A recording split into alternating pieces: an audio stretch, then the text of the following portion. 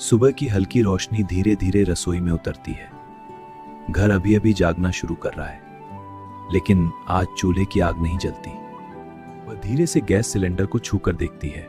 धातु हल्की लगती है। सुबह अचानक थोड़ी शांत हो जाती है। आमतौर पर इस समय रसोई में हलचल होती है। बर्तन और चाय की केतली की आवाज सुनाई देती है। आज सब कुछ थोड़ी देर के लिए शांत है। घर के अंदर छोटे कदमों की आहट सुनाई देती है। दिन हर रोज की तरह शुरू होता है। बस रसोई ही जानती है कि आज कुछ अलग है। वह खिड़की को थोड़ा और खोल देती है। बाहर गली में दिन शुरू हो चुका है। हर घर अपनी सुबह में व्यस्त है। रसोई के एक कोने में मिट्टी का पुराना चूल्हा रखा है। कई मौसमों से उसका इस्तेमाल नहीं हुआ, लेकिन उसमें अब भी आग की याद बाकी है। अब सुबह थोड़ी धीमी हो गई है। हाथ धीरे धीरे लकड़ियां सजाते हैं। पुरानी आदतें चुपचाप लौट आती हैं। धीरे धीरे एक छोटी सी लौ जलती है।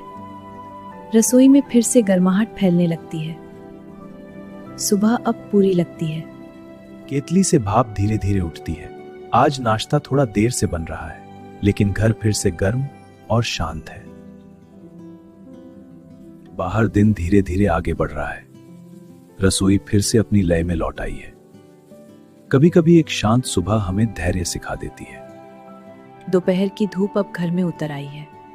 रसोई में हल्की गर्माहट बनी हुई है। सुबह की छोटी परेशानी अब बस एक याद लगती है। बाहर गली में जीवन वैसे ही चल रहा है। साइकिलें गुजरती हैं, पेड़ों की छाया हिलती है। हर घर की अपनी छोटी कहानी है। लकड़ी की धीमी आंच पर खाना पक रहा है। खुशबू धीरे धीरे पूरे घर में फैल रही है। रसोई फिर से जिंदा लगती है। थोड़ी देर के लिए वह खिड़की के पास बैठ जाती है। दोपहर की हवा हल्की और शांत है। दिन धीरे धीरे बीत रहा है। बच्ची फर्श पर बैठकर रंग भर रही है।